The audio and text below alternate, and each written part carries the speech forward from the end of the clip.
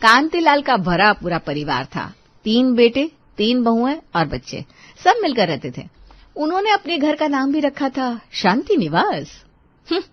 काहे का शांति निवास? जरा से कमरे हैं, एडजस्ट तो कोई हो नहीं पाता। ऊपर से आपकी मम्मी जब भी पापा जी आसपास आए तो वहां से हटने को बोल देती है। अरे इंसान कहाँ जाए। अरे ये तुम्हें आज क्या हो गया, कैसी बातें कर रही हो? आज की बात नहीं है, आप तो ऑफिस चले जाते हैं। पीछे से मुझे कितनी दिक्कत होती है मैं ही जानती हूँ, बच्चे भी तो बड़े हो रहे हैं। उदास सा चेहरा लेकर रमेश ऑफिस के लिए निकल जाता है। अरे रमेश, आज परेशान लग रहा है बेटा, कोई बात हुई है क्या घर में? नहीं जी, ऐसा कुछ नहीं है, सभी बड़े प्यार से रहते हैं। उधर दूसरे कमरे में मझले बेटा बहू में भी किट किट हो रही थी। ऐसा कब तक चलेगा मनोज? क्या मेरे बच्चे अपने पसंद का प्रोग्राम नहीं देख सकते? जब देखो बड़ी दीदी के बच्चे देखते रहते हैं या फिर पापा जी अपना भजन सुनते रहते हैं। अरे क्या हो गया तुम्हें, क्यों इतना बड़बड़ कर रही हो? अरे आज की बात नहीं है, बच्चे रोज टीवी नहीं देख पाते, मैं भी क्या करूं? मनोज भी मुंह लटकाकर ऑफिस चला जाता है। क्या बात है, अपने दोनों बेटों में कुछ कहा सुनी हुई है क्या? आज दोनों ही प्रणाम करके नहीं गए। अरे आप इतना ज्यादा सोच रहे हो, ऑफिस की वजह से परेशान होंगे। आप भजन में ध्यान लगाओ। चलो। दोनों अपना पूजा पाठ में लग जाते हैं। इतनी ही देर में छोटी बहू कावेरी बड़बड़ करती हुई आती है। माँ जी, मैं जब कपड़े धोने बैठती हूँ पानी खत्म हो जाता है। अरे तो मोटर चला लो, पानी चढ़ जाएगा। माँ जी, लाइट ही नहीं आ रही, कितनी देर से इन्वर्टर पर घर चल रहा है, मोटर क्या चल पाएगी? ओह अच्छा, तो थोड़ी देर के बाद कर लेना। माँ जी वो तो ठीक है, पर सबको सोचना चाहिए ना, पहले घर के जरूरी काम खत्म हो, सब फालतू कामों में पानी बर्बाद कर देते हैं। क्या बोल रही हो? बर्बाद? किसने बर्बाद कर दिया? माँ जी मैं बोलूंगी तो सभी को बहुत बुरा लगेगा, पर सुनीता दीदी के बच्चे बड़े हैं। रोहन भैया ने आज अपनी बाइक कितनी देर तक धोई, सारा पानी खत्म हो गया। अच्छा, मैं देखती हूँ। कावेरी चली जाती है दूसरा काम करने के लिए। थोड़ी देर में शीला देखती है कि कोई किसी से बात ही नहीं कर रहा है। आज कुछ अजीब सी चुप्पी है घर में, पता नहीं तीनों में कुछ हुआ है क्या। मैं तो तुम्हें सुबह से कह रहा हूँ कि कुछ सन्नाटा सा है, आज घर में कुछ तो हुआ है। चलो रात के खाने में जब सब मिलेंगे तब बात कर लेंगे। रात के खाने पर कोई नहीं आता, सिर्फ शीला और कांतिलाल ही होते हैं। बाकी सब अपने अपने कमरों में खाना खा रहे होते हैं। मेरा तो कलेजा फटा जा रहा है कि हुआ क्या है। 1-2 दिन और चुप रहो, बस देखते हैं फिर। अगली सुबह बड़ी और सबसे छोटी बहू में तनातनी हो जाती है। कैसी बात कर रही हो कावेरी? तो और क्या बोलूं दीदी, आपको खुद को भी तो सोचना चाहिए। रोहन भैया के पास बाइक भी है। आज मेरे बच्चों ने इतने समय बाद बोला था कि उन्हें कहीं घूमना है। हमने शाम को घूमने का प्रोग्राम बनाया था, रोहन भैया अब फिर से कार ले गए। कार तो पापा जी की है ना, उस पर तो सभी का हक है। कावेरी, पिछले संडे रागिनी और मनोज भैया ले गए थे कार, तब मैंने तो कुछ नहीं कहा था। दीदी उनकी बात उनसे करिए, मुझे नहीं पता। मुझे ये पता है कि आज हमें जाना था, आज फिर से हमारे लिए कार नहीं है। और सुनिए, रोहन भैया को बोलिए अपनी बाइक पर इतना पानी बर्बाद ना किया करें। 2 दिन से मेरे कपड़े ही नहीं धुले, मतलब हम ही परेशान होते रहते हैं बस हर समय। घर में कुछ बचता ही नहीं हमारे लिए, और बाहर का सोचो तो वो भी नहीं जा सकते, जैसे कि हम बिल्कुल फालतू हैं। इतनी देर में रोहन कार लेकर आता है, वो सारी बातें सुन लेता है। अरे चाची आप बोल देते मुझे, और रही बात घूमने की, मैं घुमा कर लाता हूँ इनको। रोहन कावेरी के बच्चों को घुमाने ले जाता है, तब जाकर कावेरी का गुस्सा शांत होता है। क्या चक्कर है वे, बात पानी की परेशानी तक ही सीमित है या कोई और बात भी है? घूम फिर कर बात पानी पर ही आ जाती है। हाँ शायद पानी की दिक्कत है, देखते हैं इसको भी। थोड़ी देर में सब अपने अपने कमरों से निकल कर आते हैं। रागिनी मेरे लिए कॉफी बना दो, सर में बहुत दर्द है। अरे क्या हुआ बेटा, सोए नहीं थे क्या ठीक से रात को? माँ जी हमारा तो रोज का ही है, हमारे कमरे का एसी ठीक से कहाँ चलता है, हम हर दिन गर्मी में ही तो सोते हैं। हमारा कमरा है भी गार्डन के पास ना, इतने तो मच्छर मक्खी आते हैं, गर्मी लगे तो खिड़की भी नहीं खोल सकते। कावेरी भी मौके का फायदा उठाने का सोचती है। आपके पास कम से कम कमरा तो है सही सोने के लिए, हमें तो ड्राइंग रूम में सोना पड़ता है, सबसे छोटे हैं ना हम, तो बस किसी को कोई मतलब ही नहीं। ऐसा नहीं है बहू। बस बस रहने दीजिए माँ जी, ऐसा ही है, 5 साल हो गए शादी को, पागल थोड़ी ना हो जो चीज समझ में नहीं आती। ये तो कुछ बोलेंगे नहीं, जब शादी करनी थी तब तो बहुत बड़ी बड़ी बातें की थी आप लोगों ने, कोई परेशानी नहीं होगी आपकी बेटी को, और यहाँ देखो नौकरों की तरह रहना पड़ता है। कावेरी तुम तो ऐसे बोल रही हो जैसे पता नहीं कितने जुल्म से आ रही हो। जब मेरी नई नई शादी हुई थी ना, हम भी ड्राइंग रूम में ही सोते थे। सालों बाद कोई कमरा बनवाया गया था। हाँ तो ठीक है, फिर हमारे लिए भी बनवा दो कमरे, क्या दिक्कत है? रागिनी कैसी बात कर रही हो, क्या हो गया? भैया वो सही कह रही है, मुझे भी चाहिए ढंग का कमरा। अरे पर अब इस प्लॉट में और कमरे कैसे बनेंगे? भैया वैसे बनवाना चाहे तो हो सकता है, सबकी एक एक मंजिल बन सकती है। कांतिलाल पेपर पढ़ते पढ़ते सब सुन रहे थे। कैसी बात कर रहे हो तुम लोग? मेरा पूरा बचपन इसी घर में बीता। हम तो 7 भाई थे, हमें तो कभी कोई तू मैं नहीं हुई। तब की बात और थी, तब आप लोगों के पास काम ही क्या होता था, सब खाली तो रहते थे। रागिनी कैसे बात कर रही हो तुम पापा से? मनोज तुम कुछ बोलोगे नहीं सर? भैया सही तो कह रही है, आपको तो सब मिल गया ना टाइम पर, अब परेशान तो हम हो रहा है। शीला जब देखती है कि बच्चों में गर्मा गर्मी बढ़ रही है तो वो सबको चुप करवाती है। क्या कहते हो, सब अलग अलग मंजिल बनवानी है? सब हाँ में सर हिला देते हैं। जल्दी ही सबके अपने अपने पोषण हो जाते हैं। चलो भाई, छुट्टी हुई रोज रोज की किटकिट से, आराम से टाइम पर सब काम हो जाता है, ना पानी कम पड़ता है, ना मच्छर मक्खी सताते हैं। हाँ खैर बात तो सही है। तुम्हारा सही है, जब मैं कुछ बोलती थी तो बुरा बहुत लगता था तुम्हें, अब जब से हो गया तो अच्छा लग रहा है। अरे अलग अलग मंजिल मतलब रसोई भी अलग हो गई ना, इसको आम भाषा में घर टूटा कहते हैं। ऐसा कुछ नहीं है, घर एक ही है, बस जगह की कमी की वजह से मंजिल अलग हुई है। इतनी ही देर में रागिनी उन दोनों को बुलाने आती है। अरे चलो भाई, मैंने सबके लिए चाय बना ली है, मैं नीचे लेकर जा रही हूँ, तुम सुनीता दीदी को भी बुला लाओ। देखा तुमने, कोई लड़ाई नहीं है, बस थोड़ी बहुत दिक्कत थी, अब सही हो गई। थोड़ा दिन तो सब सही चलता रहा। फिर एक दिन कुछ तेज फटने की आवाज आई, सब डर गए, दौड़ के गए, देखा तो पानी की मोटर में शॉर्ट सर्किट हो गया था। अरे अब ये क्या हो गया? देखता हूँ पिताजी, बिजली वाले को बुला लाता हूँ। साहब मोटर पर लोड ज्यादा डाल दिया आपने, पर आपके यहाँ तो ये मोटर सालों से लगी हुई थी, कभी कोई परेशानी नहीं हुई, आज क्या हो गया भाई? फिर वो नजर घुमाकर देखता है, इसका कनेक्शन 3 घरों में जा रहा है। वो समझ जाता है, साहब ये तो अब मुश्किल ही ठीक होगी, नई लेनी पड़ेगी। अरे अब इसे छोड़ो, मैं ऐसा करता हूँ सबके यहाँ अलग अलग टंकी लगवा देता हूँ। अब तीनों मंजिल पर अलग अलग टंकी भी लग जाती है। चलो ये भी अच्छा हुआ। अगले दिन, ओफो अब क्या हो गया, आज पानी क्यों नहीं आ रहा नल में, हमारी टंकी तो आधी से ज्यादा खाली है। तभी ऊपर से कावेरी चिल्लाती है, हमारी तो आधी भी नहीं है, ये पानी की समस्या जाने कब खत्म होगी, मुसीबत हो गई है, कभी कुछ लगाई रहता है। फिर वो सबसे निचली मंजिल पर सुनीता को फोन लगाती है। दीदी पानी आ रहा है क्या आपके यहाँ? हाँ हमारे यहाँ तो खूब पानी आ रहा है। अच्छा, हाँ आपको तो वैसे भी कभी कोई परेशानी आती ही नहीं, ये सब तो हमें ही झेलना होता है, आप पापा जी की फेवरेट बहू जो हो। कावेरी ये क्या बात है, तुम हमेशा मुझे ताने क्यों मारती रहती हो? जो बात करनी है साफ साफ बोलो। अरे क्या बोलो, आप खुद ही देख लो, सिर्फ आपके यहाँ पानी आ रहा है, हम तो परेशान हो रहे हैं। अरे तो मेरा घर थोड़ा नीचे है ना, प्रेशर से टंकी जल्दी भर जाती है, अब इसमें भी मेरी गलती।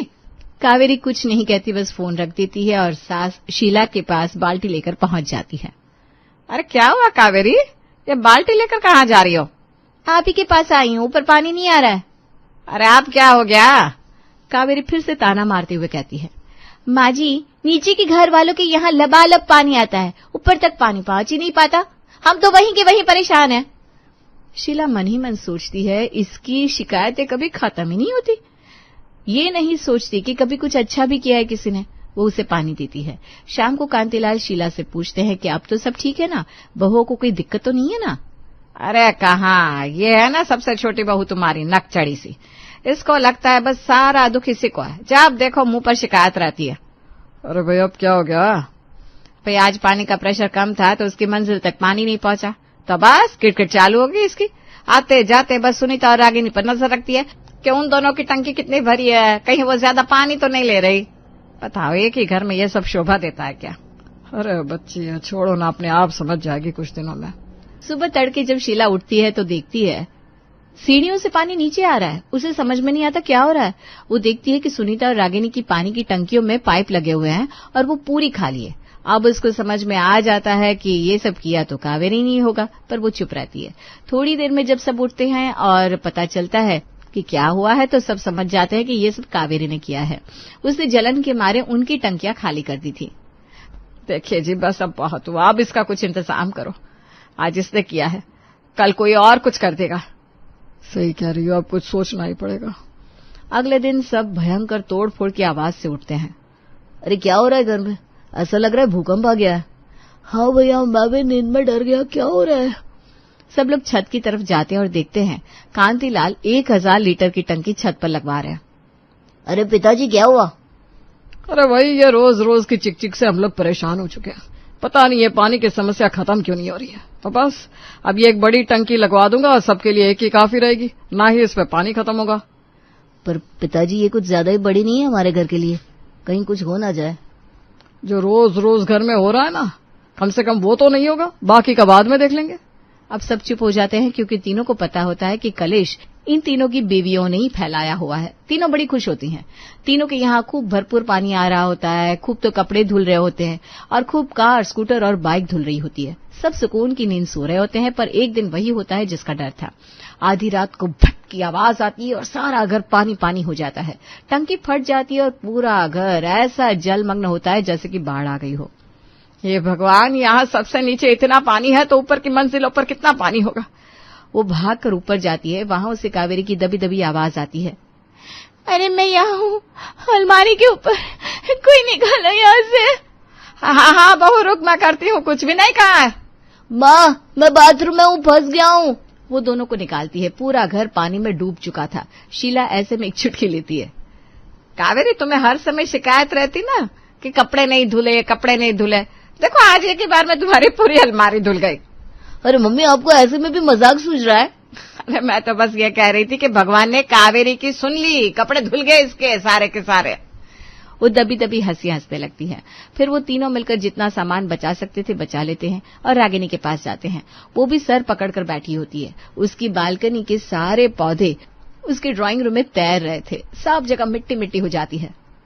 इतने प्यार से पौधे लाई थी मैं, घर सुंदर लगेगा, पर यहाँ तो सब मालिया मेड हो गया। अरे पौधों का रोना छोड़ो, नया फ्रिज और टीवी देखो, उनमें तो पानी ही नहीं चला गया ना कहीं। जब पूरे घर में बाढ़ आ गई है तो फ्रिज टीवी कैसे बच जाएंगे, उनमें भी पानी गया ही होगा। वो बात कर रहे थे तभी एक शॉर्ट सर्किट होता है। सारा इलेक्ट्रॉनिक सामान बेकार हो जाता है। वो लोग कुछ सामान बचाकर नीचे सुनीता के यहाँ रखने जाते हैं।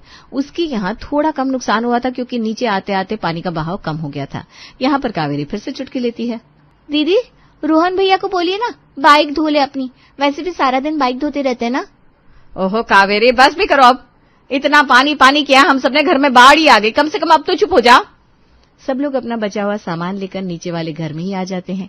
वहां कांतिलाल भी वाइपर से पानी निकाल रहे होते।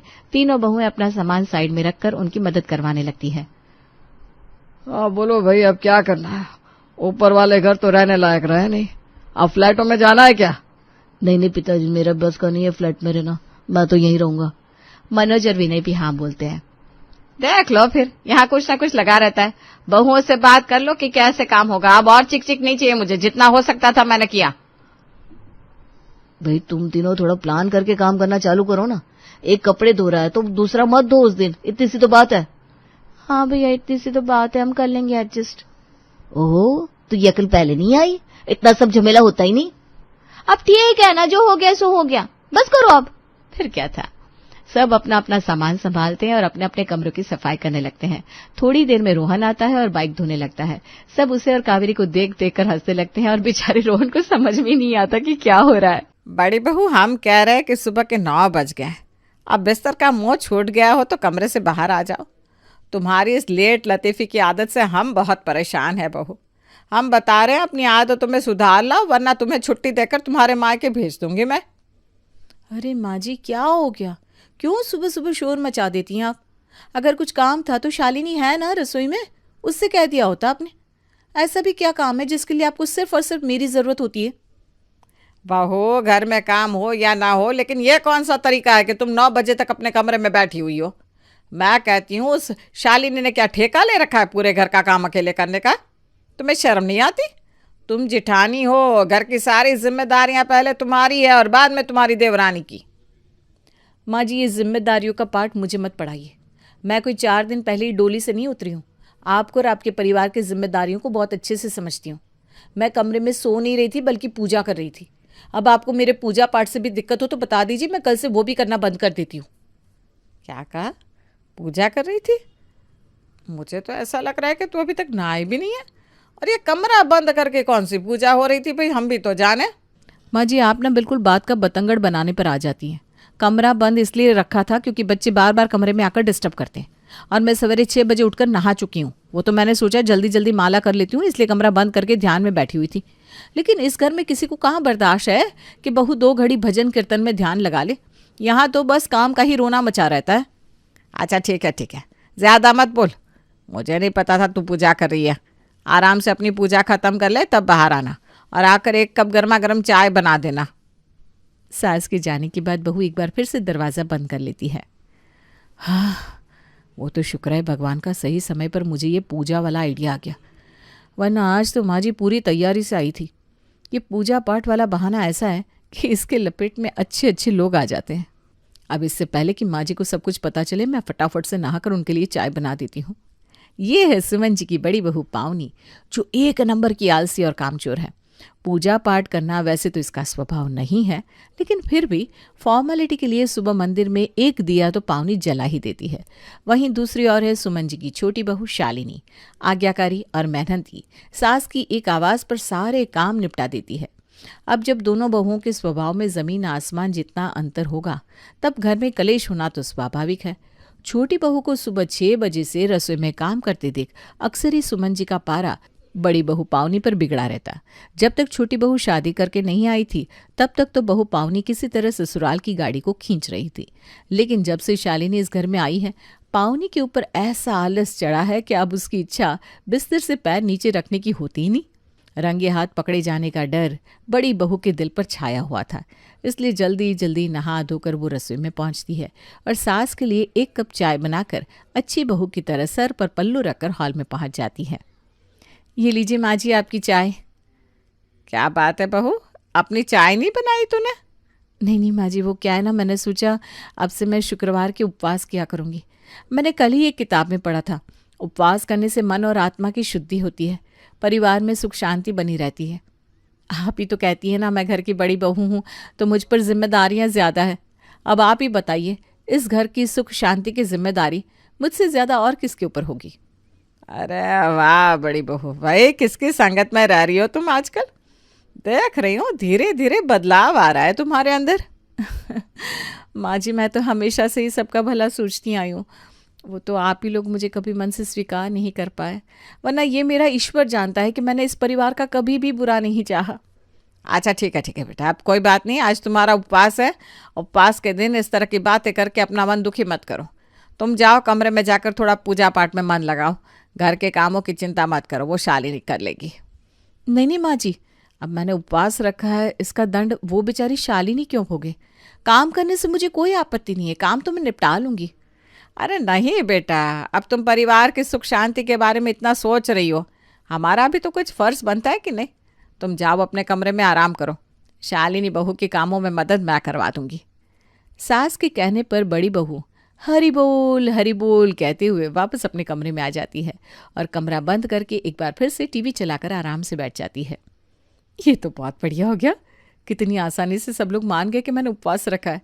बाकी दिन तो माँ जी ताने मारने से बाज नहीं आती थी। पूरा दिन काम करो, उसके बाद भी माँ जी के ताने तो मीठी खीर की तरह सुनने ही पड़ते थे।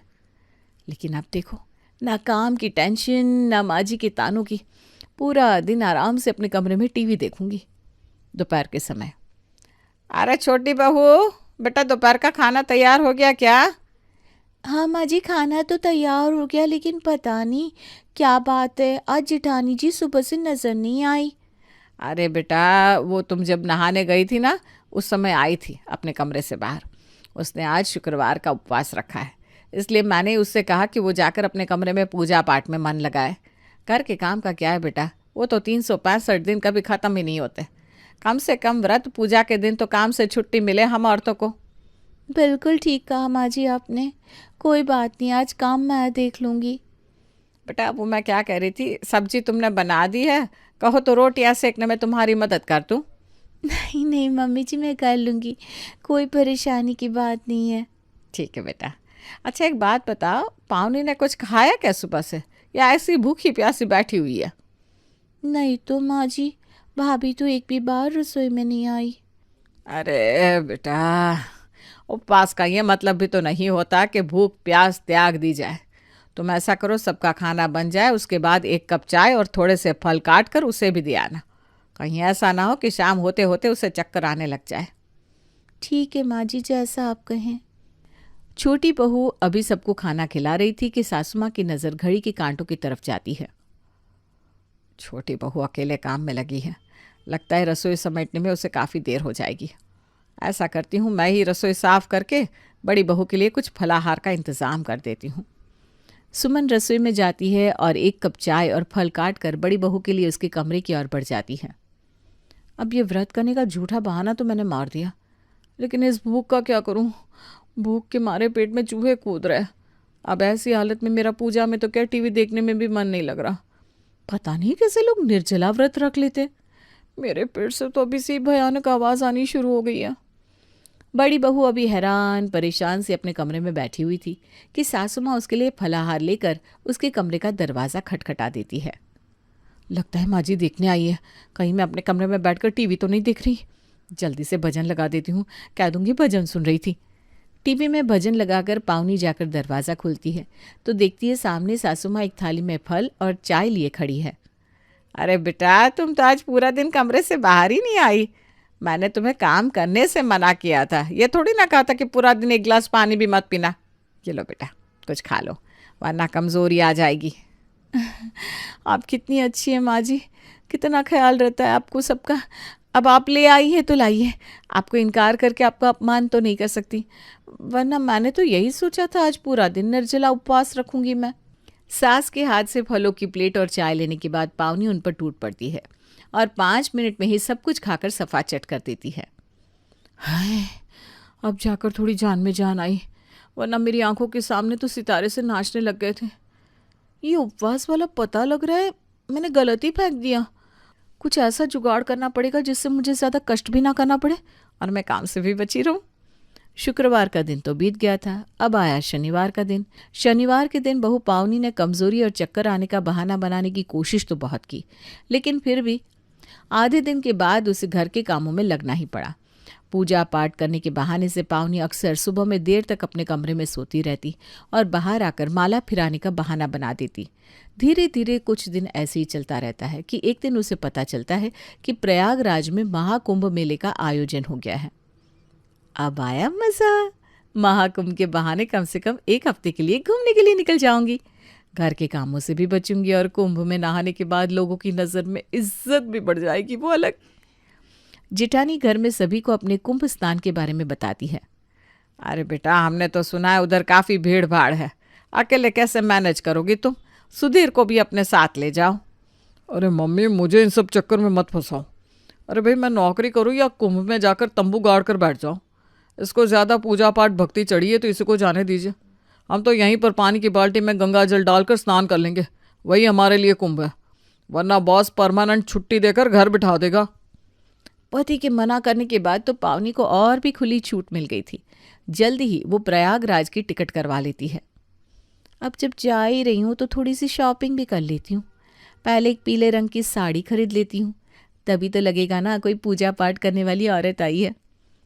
ज्वेलरी के स्थान पर फूलों से श्रृंगार करके पीली चूड़ियाँ और लाल पीले चंदन का तिलक लगाकर जब वो संगम तट पर स्नान करने लगती है, तभी न्यूज़ चैनल वाले वहाँ आ जाते हैं, जिन्हें देखकर पावनी गायत्री मंत्र का जाप करने लगती है।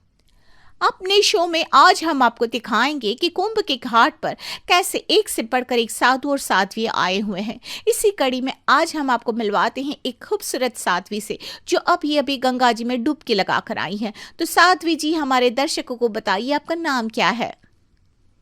जी, मेरा नाम पावनी है। अरे वाह, लग रहा है आपके माता पिता ने काफी सोच समझ कर आपका नाम रखा है। बस एक बात बताइए, ये साध्वी बनने का ख्याल आपके मन में कैसे आया, और क्या आपका विवाह हो चुका है? क्योंकि आपने मांग में सिंदूर भी भरा हुआ है। साध्वी? मैंने कब कहा कि मैं साध्वी हूँ? लेकिन कैमरा और माइक लेकर खड़े हैं ये लोग। अब अगर मैंने सच बोल दिया तो फेमस होने का ये मौका हाथ से निकल जाएगा। जी बिल्कुल। दरअसल शादी तो घर वालों ने कच्ची उम्र में ही करवा दी थी। उस समय भगवान, भक्ति, विवाह इन सब विषयों की जानकारी ही कहाँ थी। शादी के कुछ सालों बाद अचानक मुझे यथार्थ का एहसास हुआ और समझ में आया कि हर यात्रा का अंत ईश्वर तक पहुंचकर ही समाप्त होगा। ज़रूरी नहीं कि ईश्वर तक पहुंचने के लिए संन्यास लिया जाए। हर मार्ग जाकर ईश्वर की तरफ ही खुलता है। इसलिए मैंने अपनी गृहस्थी को संभालते हुए ईश्वर की ओर जाने का निर्णय ले लिया। आप देख सकते हैं, अपने परिवार की जिम्मेदारियों को पीछे छोड़कर यहाँ मैं अपने धर्म का कर्तव्य पूरा करने आई हूँ और यहाँ डुबकी लगाने के बाद एक बार फिर से अपने कर्म यानी कि गृहस्थी में लग जाऊंगी। साध्वी जी, बहुत उच्च विचार है आपके। सत्य का आभास तो इंसान को जीवन के किसी भी चरण में हो सकता है, लेकिन अपने जिम्मेदारियों से भाग जाना धर्म नहीं है। धर्म वो है कि आप अपनी जिम्मेदारियों को निभाते हुए ईश्वर तक पहुंचने का रास्ता बनाएं। वाह वाह, बहुत गहरी बात कही आपने। आज की युवा पीढ़ी आपकी बातों से बहुत प्रभावित होगी। मुझे तो ऐसा लगता है लाखों भक्तों के मन में आने वाले एक कठिन प्रश्न का जवाब दे दिया है आपने। तो साध्वी जी, आपसे मिलकर हमें बहुत खुशी हुई। सुंदरता और बुद्धिमानी का एक अटूट मिश्रण है आप। हम चाहेंगे कि हमारे दर्शक फिर से आपसे रूबरू हों। तो क्या आप हमें बता सकते हैं कि यहाँ कितने दिन के लिए रुकी हैं आप? जी, अभी तो मैं 4-5 दिन यहीं हूँ। आप चाहें तो मुझसे मिलने के लिए दोबारा भी आ सकती हैं। मैंने तो बिना कुछ सोचे ऐसे कुछ भी बोल दिया था। मेरी बातों में इतना ज्ञान मिल गया, इसको कमाल हो गया। लेकिन यहाँ मैं रहूँगी कहाँ?